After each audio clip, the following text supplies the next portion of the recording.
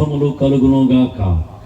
మత్తయి సువార్త 10వ అధ్యాయము 12వ వాక్య ప్రకారముగా మీరు ఏ గృహానికైనా వెళ్ళినప్పుడు, లేక ఏ స్థలానికైనా, ఏ ప్రాంతానికైనా, ఏ పట్టణానికైనా, ఏ దేశానికైనా, ఏ ఇంటికైనా, ఏ వాకిట్లో మీరు నిలబడినా శుభం కలుగుగాక అని ప్రభు తన శిష్యులతో చెప్పినట్లుగా ఈ రాత్రి మేము శుభమును పలుకుతుండగా ఆమేన్ అని చెప్పగలరా?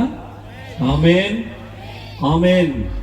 ఈ రాత్రి నన్ను ఈ స్థలానికి ఆహ్వానించిన ప్రియ దైవజనులు పాస్టర్ చంద్రశేఖర్ గారు, అలాగే వారి సతీమణి గారు, వారి ప్రత్యేకంగా వందనాలు. అలాగే తల్లి గారికి కూడా ప్రత్యేకంగా వందనాలు, కుటుంబానికి కూడా ప్రత్యేకంగా వందనాలు. మరి ప్రాముఖ్యంగా నా వెనుక ఎంత గొప్ప సాక్షి సమూహము మేఘము వలె మనను ఆవరించి ఉంది. ఈ మేఘం ఇక్కడ ఉంది కాబట్టి చల్లని మేఘాన్ని దేవుడు ఇచ్చాడు. ఇందాక అనుకున్నారు మీరు గాలి వేస్తుంటే ఇబ్బంది అయిపోద్దేమో అని. నేను రెడీ వర్షంలో కూడా వాకింగ్ చెప్పడానికి.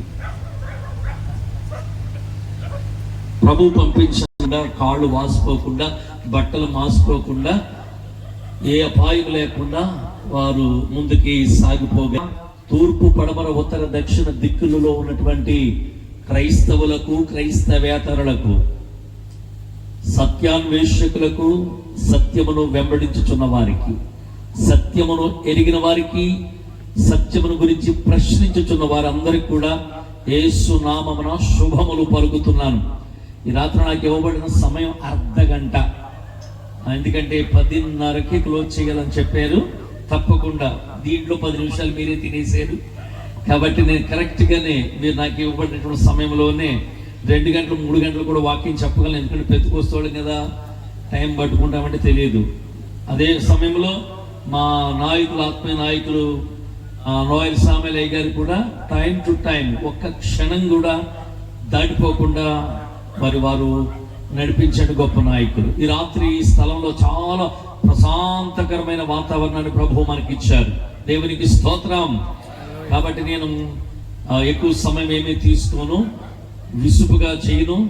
త్వరగానే అవసరమైన సంగతులను పరిశుద్ధాత్మ దేవుడు మనకి అనుగ్రహించినట్లుగా ఆశతో దేవుని సన్నిధిలో మనం ఎదురు చూద్దాం. అయితే ఒక్క మాట దైవజనుడా, దేని విషయంలో నీవు భయపడద్దు. ఎందుకంటే దైవజనుని పిలిచిన వాళ్ళు అమ్మ, నాన్న, అక్క, చెల్లి, బంధువులు, ఇంటి పేర్లోడు కాదు. ఇక్కడ పిలిచిన వాడు నమ్మదగిన వాడు. కాబట్టి ఎప్పుడు కూడా మీ ఏడుపు, మీ కన్నీళ్లు ప్రభు పాదాల దగ్గర ఉండాలని ఒక దైవజనుడిగా నేను చెప్తున్నాను. మీ కన్నీళ్లు చూడగలిగిన వాడే చూడాలి. నేను అంటాను, ఇక్కడ కూర్చున్న ప్రజలు దైవజనుడు చాలా కష్టాల్లో ఉన్నాడని జాలి పడతారేమో. మీరు జాలి పడవలసిన అవసరం లేదు. నా దేవుడు పిలిచిన వాడు నమ్మదగిన వాడు. ఆమేన్. ఏలియాను పోషించాడు. ఎలా పోషించాడు తెలుసండి దైవజనులారా? ఏలియాను ఎలా పోషించాడు చెప్పాలి. కాకుల సంగతి మీకు తెలుసు కదా. కాకిలకు బాగా ఇష్టమైంది ఏంటి తెలిసి? మాంసము, రొట్టె. మాంసం అంటే మనకి నోవాహు కాలంలో వాళ్ళలోంచి బయటకు వచ్చిన తర్వాత మళ్ళీ వాళ్ళకు రాలేదు. కారణం ఏంటి? కుళ్ళు పోయిన మాంసాన్ని చూసి. ఏమండి, చంటి పిల్లలు తింటూ ఉంటే వాళ్ళ చేతుల్లోంచి రొట్టె మొక్కలు ఎత్తుకుపోద్ది. ఇవ్వకపోతే గాయం చేసి మరిపోతుంది. అలాంటి మాంసం అంటే అపేక్షతో ఉన్న, రొట్టె మొక్కలంటే అపేక్షతో ఉన్న ఆ కాకి కఠినమని. అలాంటి కాకి భక్తునికి ఉపవాసం ఉండి పట్టుకొచ్చి పెట్టిందంటే ఇది అద్భుతమైన కార్యం కదా. ఆమేన్. తప్పకుండా దేవుడు తన దాసుల అవసరతలను తీర్చగలడు. ఆమేన్. నువ్వు వెళ్ళి అక్కడ వెళ్ళన్నాడు. వెళ్ళిన తర్వాత వాగు ఎండిపోయింది. వెళ్ళమన్నావునైనా వచ్చాను, వాగు ఎండిపోయిన సంగతి ఏంటని అడగలేదు. వెళ్ళమన్నా కూడా ఆయన కాబట్టి, వెళ్ళి కూర్చున్నావు కాబట్టి వాగు ఎండిపోయిన సంగతి నీకంటే ఆయనకే బాగా తెలుసు. అక్కడి నుంచి మళ్ళీ వెళ్ళిపో, నీకు విధవరాలు ఇంటి దగ్గర నేను పోషిస్తానన్నాడు. ఈ తీరా వెళ్ళిన తర్వాత విధవరాళ్ళు ఏమో ఆ పూటే, మరుసటి పూట లేదు, తినే చచ్చిపోదాం అనుకుంటున్నారు వాళ్ళు. ఏంటండి దేవుని అద్భుతాలు? దేవుడు అద్భుతాలు చేస్తాడు. దైవజనుడా, చింతపడద్దు. ఈ పరిచర్య కొరకు ఏది అవసరమో, ఎప్పుడు అవసరమో, ఎలా అవసరమో, ఎవరిలో నుండి మీ అవసరాలు ప్రభు తీర్చాలో అది తప్పకుండా నా దేవుడు చెయ్యగలడు. He can do everything నా దేవుడు సమస్తమును చేయగలిగిన వాడు. ఆమేన్. నాతో ఏకీపిస్తారు దైవజనులందరూ కూడా. ఆమేన్. దైవజనుడు పేదోడు కదా, దైవజనుడు నిరుపేద కాదు. ఆమేన్. భూమిని ఆకాశాన్ని శాసించగలిగిన వాడు, అగ్నిని దించగలిగిన వాడు, వర్షాన్ని పంపించగలిగిన వాడు. కాబట్టి మనము బలహీనుడివి, మనలో ఉన్న దేవుడు బలహీనుడు కాదు. ఈ రాత్రి కాదు, ఈ 3 దినాలు ఏది అవసరమో పరిశుద్ధాత్మ దేవుడు అందరిలో నుండి కార్యమును చేయునుగాక. తన ఆత్మ వర్షము ఈ స్థలములో బలముగా ఆయన కుమ్మరించునుగాక. తన వాక్య ప్రవాహములో నుండి అనేకుల హృదయాలలో దప్పికను నా దేవుడు తీర్చునుగాక. ఈ రాత్రి కంటే రేపు మరింత మహిమకరముగా, రేపు రాత్రి కంటే ముగింపు రాత్రి మరింత మహిమకరంగా దేవుడు ఈ యొక్క సభలను ఆయన జరిగించునుగాక. ఆమేన్. అందరూ స్తోత్రం చెప్దాం ఒకసారి. హల్లెలూయా. యేసు ప్రభు వారి యొక్క గొప్పతనాన్ని, బైబిల్ యొక్క గొప్పతనాన్ని ఒక 2-3 మాటలు నేను చెప్పిన తర్వాత చాలా క్లుప్తంగానే నేను దేవుని మాటలు బైబిల్ తెరవకుండానే కొన్ని విషయాలు మీకు త్వరగా చెప్పాలని నేను ఆశపడుతున్నాను. ఇంచుమించు 95% ప్రపంచంలో ప్రజలందరూ కూడా వారి సొంత భాషలో చదువుకునేటువంటి పుస్తకం, గ్రంథం ఏదైనా ఉంది అని అంటే అది పరిశుద్ధ బైబిల్ గ్రంథం. 95% వారి సొంత భాషలో ప్రపంచం అంతా కూడా చదువుకుంటున్నారు. ప్రపంచమంతా కూడా ఎక్కువగా అమ్మబడేటువంటి గ్రంథం, పుస్తకం ఏమిటి అంటే బైబిల్. బైబిల్ చరిత్ర నేటికి కూడా ప్రత్యక్ష చరిత్రగా నిలిచిపోయింది. ప్రశ్నించే వారికి పరిస్థితులన్నీ చక్కగా చూడడానికి ప్రత్యక్ష చరిత్రగా దేవుడు ఉంచాడు. ఈ పరిశుద్ధ గ్రంథం అనేటువంటి దాన్ని ఒక కవి రాసిన కవిత్వం కాదు. ఇది పరిశుద్ధ గ్రంథము ఒక కవి రాసిన కవిత్వం కాదు. ఇది కవి రాసిన, కవి కూర్చున్న కూర్పు అంతకంటే కాదు. ఇది పరిశుద్ధాత్మ ప్రేరణ ద్వారా దేవుని మదిలో నుండి పుట్టుకొచ్చిన ఒక ప్రేమ లేఖ, ఒక పాపికిని పరిశుద్ధుడైన దేవుడు రాసిన ఒక ప్రేమ లేఖ, పరిశుద్ధ జీవ గ్రంథం.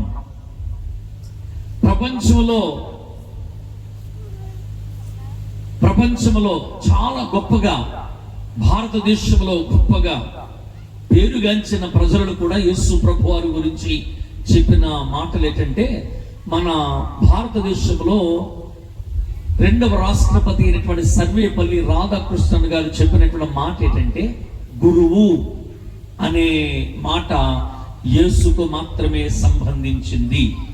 ఎందుకంటే గురువు అంటే అర్థం ఏంటంటే ఒక అజ్ఞానిని జ్ఞానంలోనికి నడిపించేవాడు, చీకట్లో ఉన్నవాడిని వెలుగులోనికి నడిపించేవాడు, విద్యాహీనుణ్ణి విద్యావంతుడిగా మార్చేవాడు, మార్గం తెలియలేని వాడిని ఒక మార్గంలోనికి తీసుకొచ్చి నడిపించేవాడు గురువు.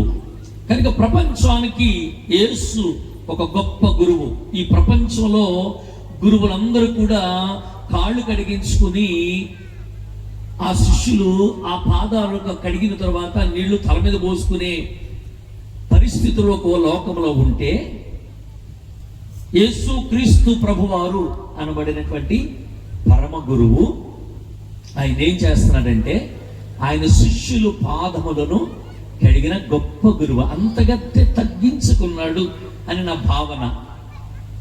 శిష్యులు పాదములు కడిగినటువంటి ప్రేమించిన పరమ గురువు యేసు ప్రభుల వారు. ఒక చక్కని శ్లోకం కూడా మనకు తెలుసు. అసతోమ సద్గమయ, తమసోమ జ్యోతిర్గమయ, మృత్యోర్మ అమృతంగమయ, ఓం శాంతి శాంతి అనే మాటకు అర్థం ఏంటంటే, అసత్యములో ఉన్నాను, సత్యములోనికి నన్ను నడిపించుము, చీకటిలో ఉన్నాను, వెలుగులోనికి నన్ను నడిపించుము, మరణములో ఉన్నాను, జీవములోనికి నన్ను నడిపించుము. అశాంతిలో ఉన్నాను, శాంతిలోనికి నన్ను నడిపించుము అని దీని అర్థం. అయితే దీనికి ఈ మాటకు చక్కగా పరిశుద్ధ గ్రంథంలో యేసు ప్రభు వారు చెప్పిన వాక్యములో నుండి చెప్పిన జవాబును ఒకసారి చూస్తే, అసత్యములో ఉన్నటువంటి నన్ను సత్యములోనికి నడిపించు అని ప్రశ్నించే వారికి చక్కని జవాబు పరిశుద్ధ గ్రంథం తెలియజేస్తుంది. యోహాను సువార్త 14వ అధ్యాయము 6వ వచనంలో ఏం రాయబడిందంటే, నేనే సత్యమునై ఉన్నాను అని యేసు ప్రభు వారు చెప్పారు. సత్యము కొరకు సాక్ష్యం ఇవ్వడానికి యోహాను భక్తుడు ముందుగా వచ్చాడు. ఈ రాత్రి కూడా అలాగ సత్యమునకు సాక్ష్యంగా ఉండడానికి, సత్యమును గురించి ప్రకటించడానికి ఈ రాత్రి మేము నిలిచి ఉన్నాము. ఆ సత్యము నేను, నాలో ఆ సత్యమున్నదని యేసు ప్రభు వారు పరిశుద్ధ గ్రంథంలో యోహాను సువార్త 14వ అధ్యాయం 6వ వాక్యంలో యేసు ప్రభు వారు చెప్పడం జరిగింది.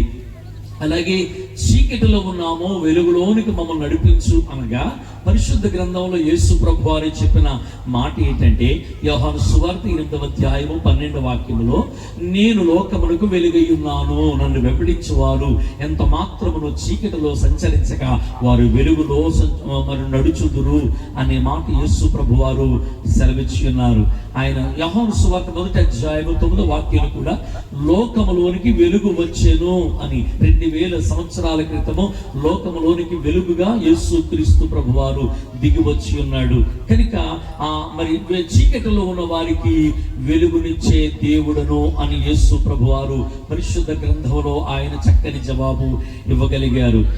నేను మరణములో ఉన్నాను, జీవములోనికి నన్ను నడిపించుము అని చెప్పిన దానికి చక్కగా యేసు ప్రభు వారు యోహాను సువార్త 14వ అధ్యాయము 6వ వచనంలో ఏమన్నారంటే, నేను జీవమునై ఉన్నాను అన్నారు.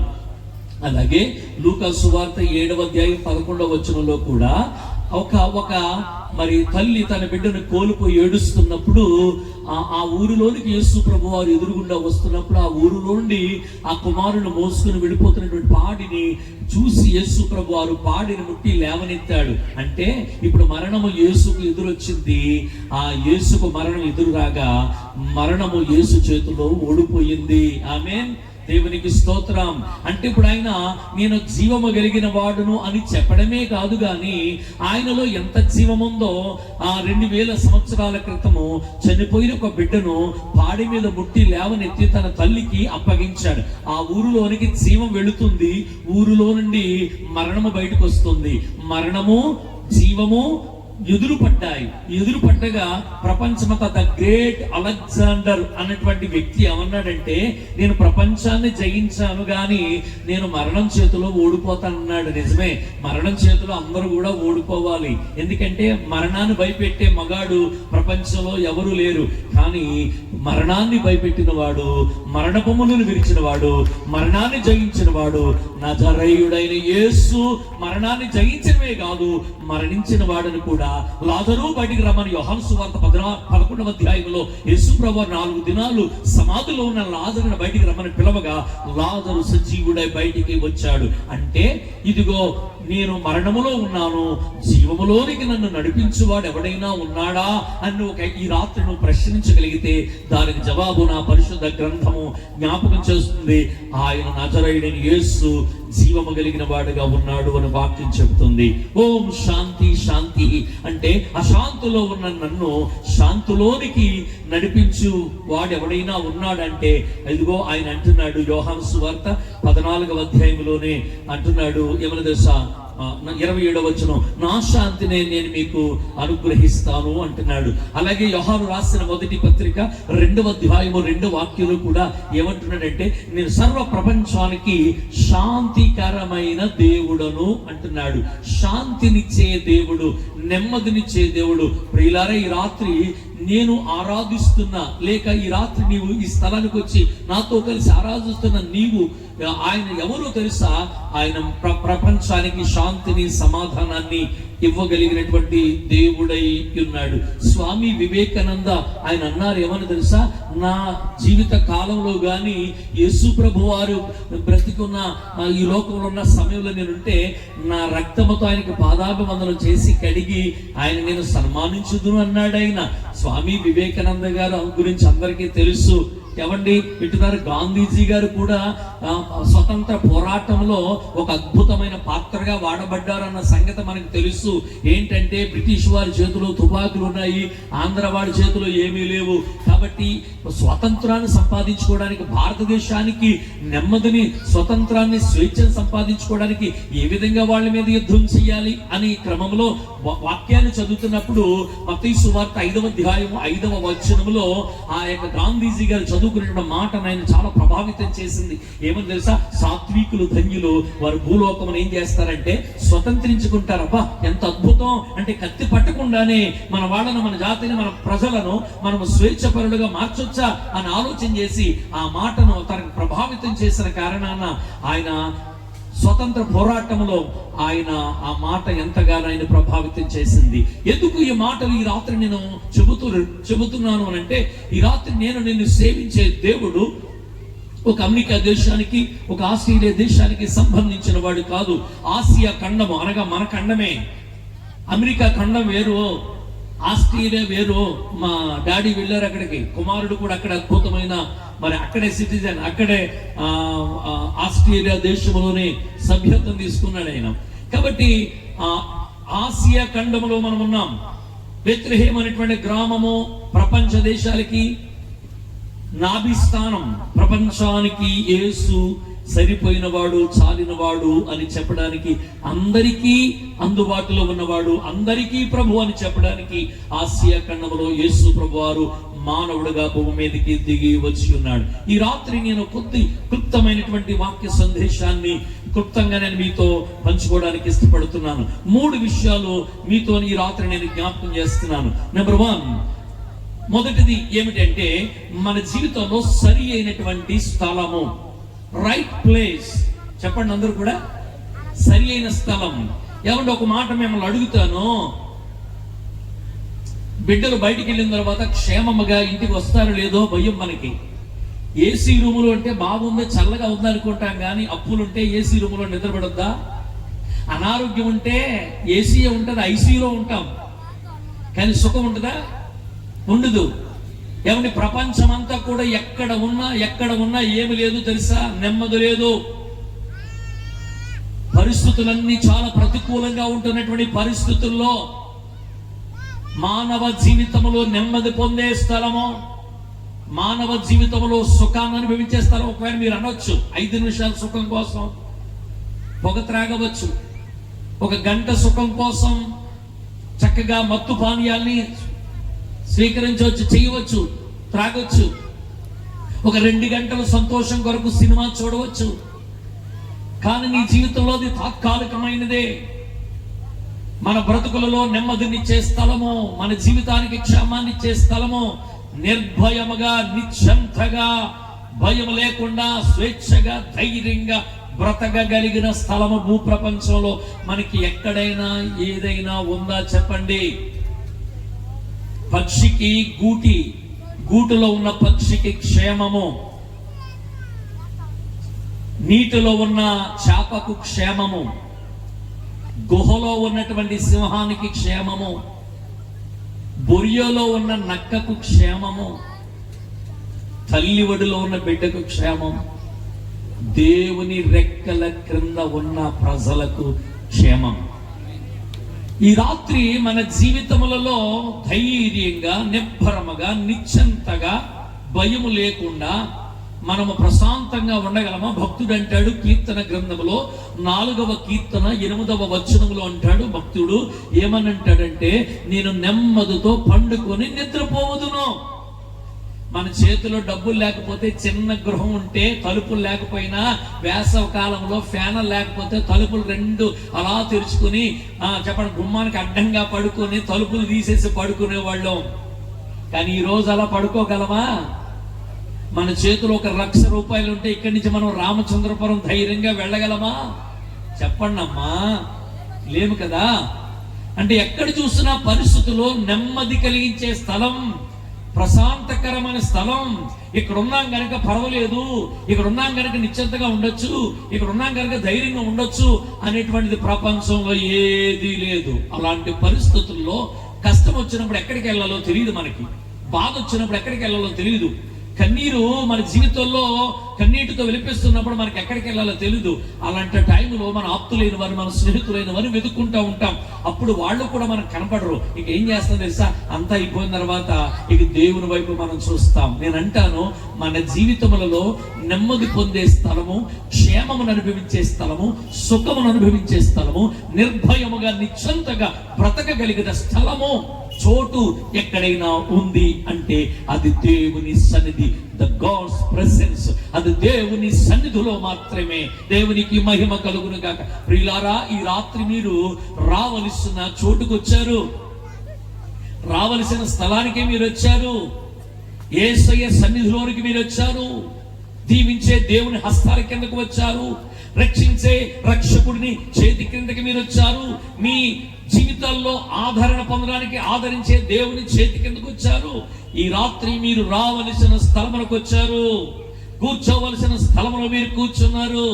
ఎందుకంటే ప్రపంచంలో నెమ్మది పొందే స్థలం ఎక్కడ ఉందంటే అది దేవుడు ఉన్న స్థలమే, దేవుని యొక్క సన్నిధి ఉన్న స్థలమే.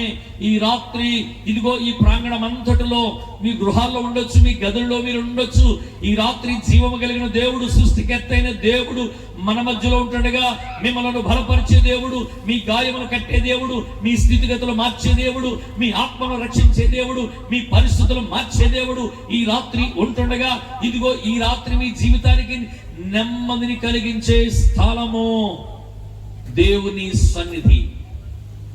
రెండవది, ఈ వాక్యాన్ని గురించి ఒక సందర్భాన్ని జ్ఞాపకం చేస్తాను. రూతు గ్రంథంలో మొదటి అధ్యాయము 19వ వచనంలో, అలాగే 2వ అధ్యాయము 12వ వచనంలో మనం చదివితే, బోయాజు అనేటువంటి ఒక పొలమిక అధికారి యజమానుడు అంటాడు, రూతు అనేటువంటి ఒక విశ్వాసం అంటాడు, ఏమనంటే, నీవు సురక్షితమైన ఆయన రెక్కల క్రిందకి నీవు వచ్చావమ్మా, నీవు నెమ్మది పొందే స్థలంలోనికి వచ్చావు, దేవుడు నీకు బహుమానం ఇస్తాడు అని చెప్పి ఆ తల్లిని దీవిస్తాడు. ఒక మాట చెప్పనా, ఆమె ఎవరు అంటే యవ్వన కాలంలో ఎండిపోయిన జీవితం, భర్తను పోగొట్టుకుంది, మామగారిని పోగొట్టుకుంది, కుటుంబాన్ని పోగొట్టుకుంది, యవ్వన కాలంలోనే అద్భుతమైన జీవితం ఉంటుండగా 3 వారిని జీవితం అయిపోయింది, జీవితం ప్రశ్నార్థకంగా మారిపోయింది. ఏం చెయ్యాలో, ఎక్కడ బ్రతకాలో, ఎవరింటికి వెళ్ళాలో, ఎవరి దగ్గర చేయి చాపాలో అర్థం కాని పరిస్థితుల్లో ఆమె నిశ్చేష్టురాలైపోయింది. అలాంటి పరిస్థితుల్లో ఇదిగో జీవము కలిగిన దేవుడు ఆ బెత్లెహేం అనేటువంటి ప్రాంతంలో దేవుడు అక్కడ తన ప్రజలను దర్శించాడు, తన ప్రజల మధ్యలో ఆయన కార్యాలు చేస్తున్నాడని విని తన అత్త అయినటువంటి నయోమితో పాటు ఆమె ప్రయాణం చేసుకుంటూ బెత్లెహేము అనే ప్రాంతం వచ్చింది. నిజంగా ఆ యవనస్తురాలి జీవితం ఒక ప్రశ్నార్థకం. ఈ రాత్రి అంటున్నాను, నీవు తలదాచుకునే స్థలము, నీవు నెమ్మది పొందే స్థలము, నీ జీవితంలో క్షేమాన్ని అనుభవించే స్థలము, నీ ఇంటి వారు నిన్ను బాధపెడుతున్నప్పుడు, నీ స్నేహితులే నిన్ను అర్థం చేసుకోలేనప్పుడు, నువ్వు మాకు అవసరం లేదని నీ ఇంటి వారిని అన్నప్పుడు నుయ్యో గొయ్యో చూసుకోవాల్సిన అవసరత నీకు లేదు. ఎందుకంటే ఆయన చెయ్యి నీ మీద ఉంచి ఆయన సన్నిధిలో నిన్ను దాచగలిగిన జీవము కలిగిన దేవుడి రాత్రి స్థలంలో ఉన్నాడు అని చెప్పడానికే రూతు అనే ఒక యవనస్తురాలు జీవితాన్ని నేను మీ ముందు పెడుతున్నాను. ఆమె జీవితానికి ఎక్కడికి వెళ్ళాలి? అమ్మగారింటికి వెళ్ళి ఉండాలా? ఎంతకాలం ఉంటుంది? సహోదరుల దగ్గరికి వెళితే ఎంతకాలం ఉంటుంది? అలాంటి పరిస్థితుల్లో ఎక్కడికి వెళ్ళే అవకాశం లేదు. వెళ్ళినా కొన్ని రోజులు మాత్రమే, కానీ శాశ్వత కాలము తన జీవితంలో నెమ్మదిని ఎక్కడ పొందుకోలేదు. కానీ ఆమె జీవము కలిగిన దేవుని గురించి విన్నది. ఇదిగో ఆ యొక్క బెత్లెహేము ప్రాంతంలో వల్ల దేవుడు తన ప్రజలను దర్శించాడంట, తను ఆరాధించే వారిని దేవుడు దయ చూపిస్తున్నాడంట, ఆకలిగా ఉన్న వాళ్ళకి ఆహారం పెడుతున్నాడు, ఆ ప్రజలందరి యొక్క క్షేమాన్ని దేవుడు ఇస్తున్నాడన్న విషయం విని ఆమె బెత్లెహేము అనే ప్రాంతానికి వచ్చింది. బెత్లెహేం అంటే రొట్టెల ఇల్లు. ఈ రాత్రి మీరందరూ ఎక్కడికి వచ్చారంటే రొట్టెల ఇల్లు అనగా సమృద్ధి, ఆహారము, వస్త్రము, ఆరోగ్యము, క్షేమము, భద్రత కలిగిన స్థలంలో ఈ రాత్రి మీరు కూడా రాగలిగితే, ఇదిగో రూతు వలె మీ జీవితాన్ని రాదగిన స్థలము, రావలసిన స్థలము, నెమ్మది పొందే స్థలము మన జీవితంలో ఏదైనా ఉందంటే దేవుని యొద్దకు. దేవునికి స్తోత్రం, హల్లెలూయా. 2 చేతులు పైకెత్తి దేవునికి స్తోత్రం చేద్దాం. మొదటిది రైట్ ప్లేస్, సరి అయిన స్థలము. నీ జీవితంలో నెమ్మది పొందాలంటే నీ జీవితంలో క్షమాన్ని అనుభవించాలంటే, నీ ఆత్మను రక్షించుకోగలగాలంటే, ముగింపు అయిపోయిన నీ జీవితాన్ని తిరిగి ఆరంభం చేయాలంటే, అలా చేయగలిగిన దేవుడు ఆయన సన్నిధికి ఈ రాత్రి మనను ఆహ్వానిస్తున్నాడు. ఆ రూతు ఎక్కడికి వచ్చిందంటే, తన జీవితాన్ని, ఎండిపోయిన జీవితాన్ని, మోడైపోయిన జీవితాన్ని తిరిగి సిగురింపజేసి జీవము కలిగిన దేవుని దగ్గరికి వచ్చింది. ఈ రాత్రి ఒకవేళ మీ పరిస్థితులు ఏదై ఉంటే, ఎలాంటి పరిస్థితులు ఉన్నా, ఒకవేళ రూతు వల్ల నీ జీవితంలో వాటమి పాలైనప్పటికీ కూడా, నష్టపోయినప్పటికీ కూడా, ఈ రాత్రి నువ్వు రాగలిగినటువంటి స్థలానికి వచ్చావు, రాదగిన స్థలానికి వచ్చావు గనుక, రావలసిన వ్యక్తి దగ్గరకు వచ్చావు గనుక, నీ జీవితంలో దేవుడు ఈ రాత్రి అద్భుతములు చెయ్యునుగాక.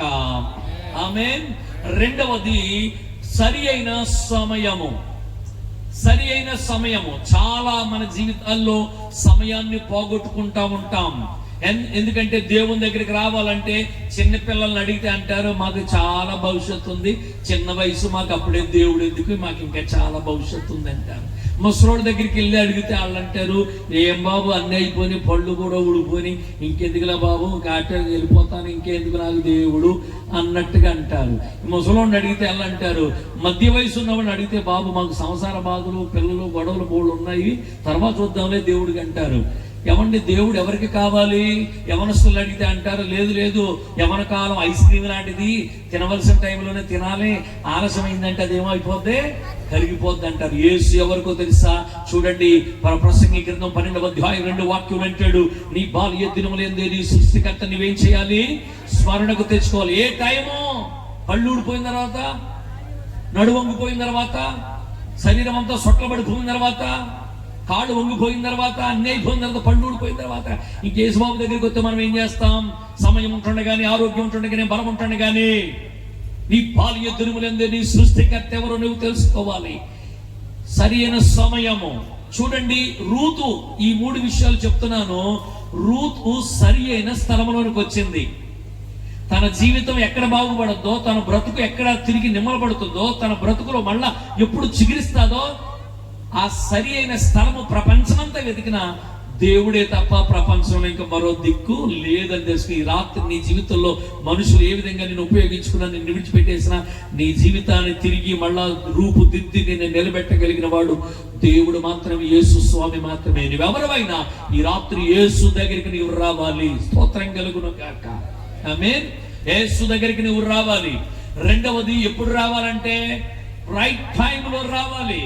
ఒక ఆఫీసు మూసేసిన తర్వాత, సార్ మేము చాలా దూరం నుంచి వచ్చాం సార్, రేపటి వరకు ఉండలేము సార్, మా కోసం ఈ చిన్న పని చేసినట్టే, లేదు లేదు ఆ టైంకి రామని డోర్ లేసి రావాలి. కొన్నిసార్లు సమయం దాటిపోయిన తర్వాత మనం రావాలనుకుంటాం. చూడండి, ఈ రూతు రావలసిన స్థలానికి వచ్చింది. రెండోది, రావలసినటువంటి సమయంలో వచ్చింది. రావలసిన సమయంలో వచ్చింది. ఏ సమయం అది అని అంటే, మొదటి అధ్యాయంలో చివరి వచనంలో మనం చూస్తాం, యవన కోత ఆరంభములో కోత సమయం ఇది, అనగా పనులను సిద్ధపరిచే సమయము, ప్రజలను దేవుని రాజ్యమునికి సిద్ధపరిచే సమయము, ప్రజల్లో దేవుని ప్రేమను ప్రకటించే సమయము. యేసు ప్రభువారు రెండవసారి ఆయన రాబోతున్న సమయానికి ఆయన చేత ప్రేమించబడి రక్షించబడిన ప్రజలు లోకమంతటిని ప్రభు కొరకు సిద్ధపరచవలసిన సమయము, కోర్చవలసిన సమయము, కోత సమయము. రూతు తన జీవితంలో అద్భుతమైన స్థితిని పొందడానికి గల కారణం ఏంటంటే, ఆమె రావలసిన స్థలానికి వచ్చింది. ఈ రాత్రి మీరు కూడా రావలసిన స్థలానికి వచ్చారు. అయితే రెండవది, రావలసిన సమయానికి మీరు రావాలి.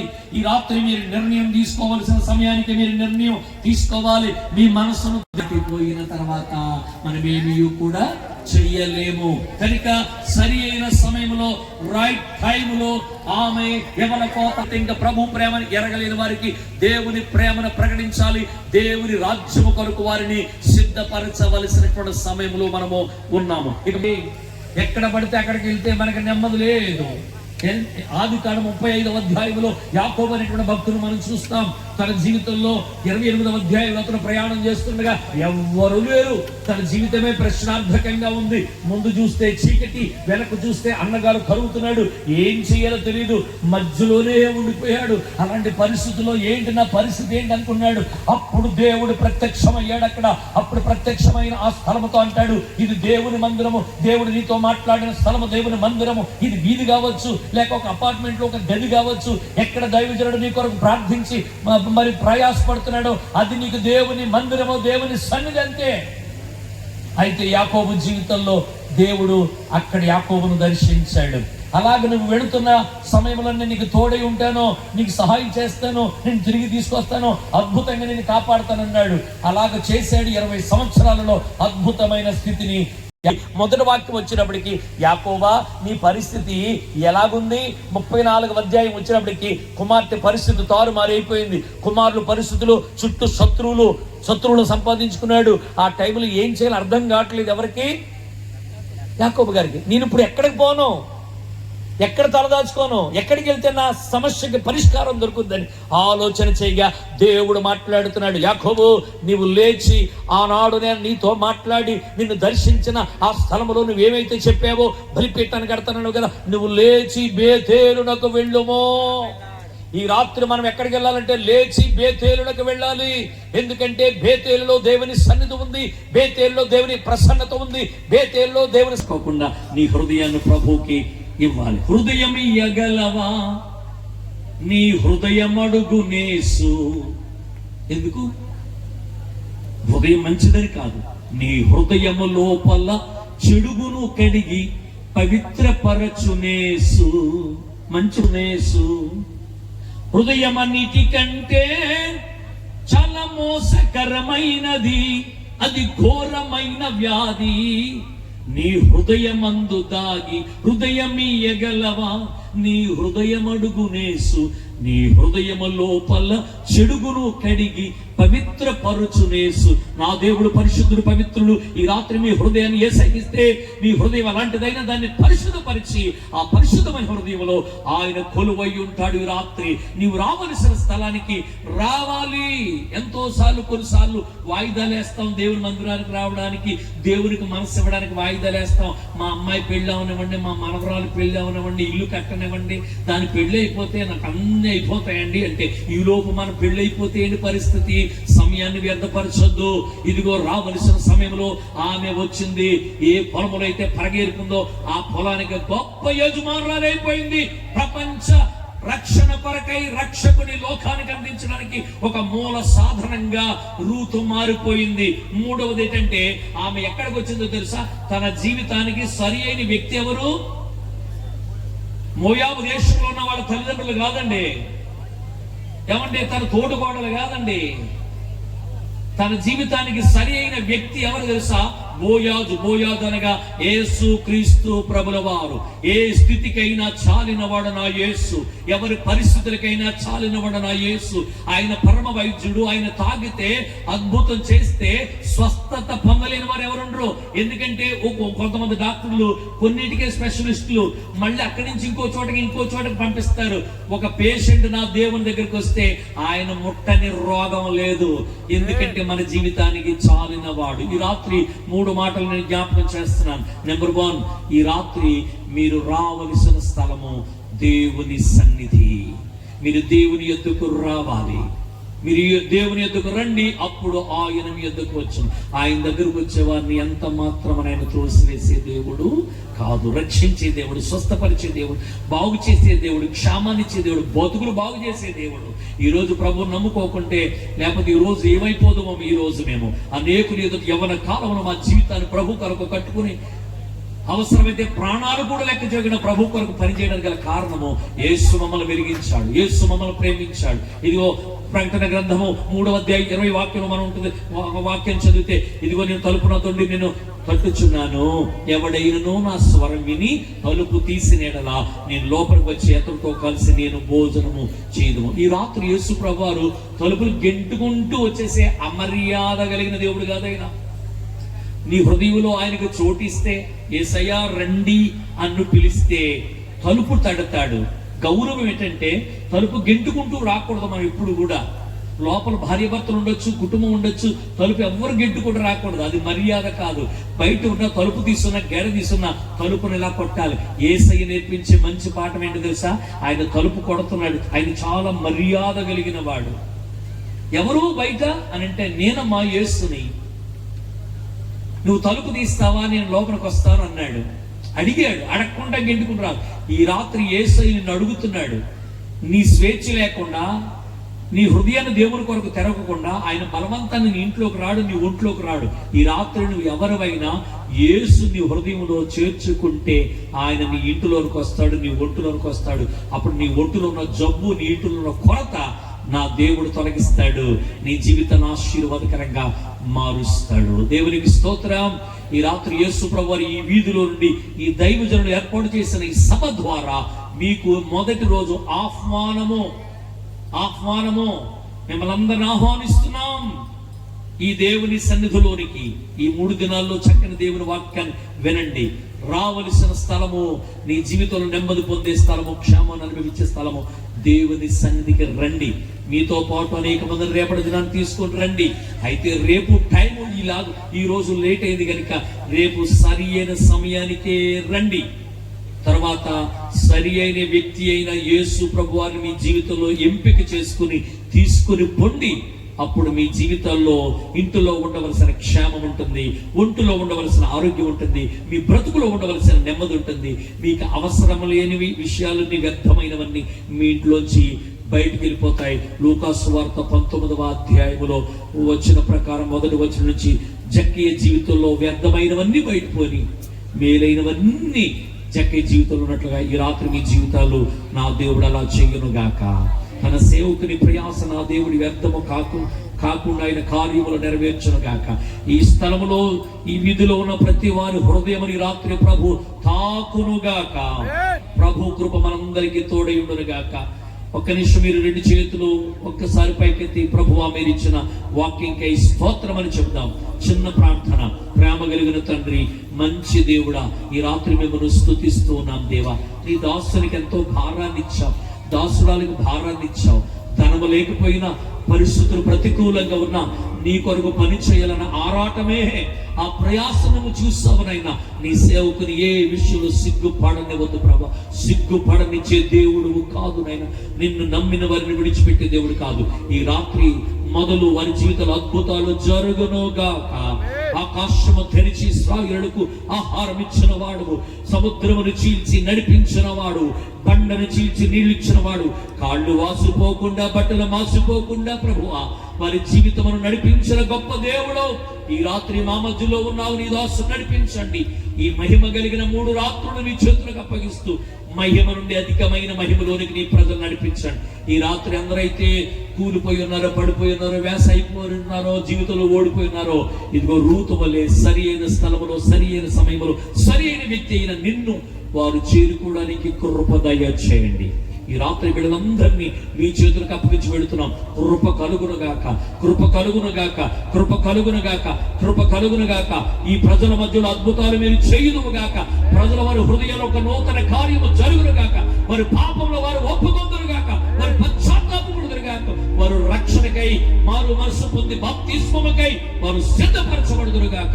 మహిమను మీకే ఆరోపిస్తూ నీ దాసుని నా వెనుకున్న అభిషక్త దాసులందరినీ మీ చేతులకు అప్పగిస్తూ ఈ ప్రాంగణంలో నివాసం చేస్తున్న ఈ స్థలములోను, గదులలోను, నివాస స్థలాల్లో ఉన్న బిడ్డలందరి మీద మీ కృప దయచేసి మహిమ పొందమని. అలుపు ఎన్నికలైన వాడు నా నోట నువ్వు పలికించిన ప్రతి మాట వ్యర్థము కానివద్దు ప్రభువా. ఆశీర్వదించి మహిమగా మార్చి మహిమ పొందండి. యేసునాథుని పేరిట ప్రార్థించి అడిగి పొందినాము తండ్రి. Thank you.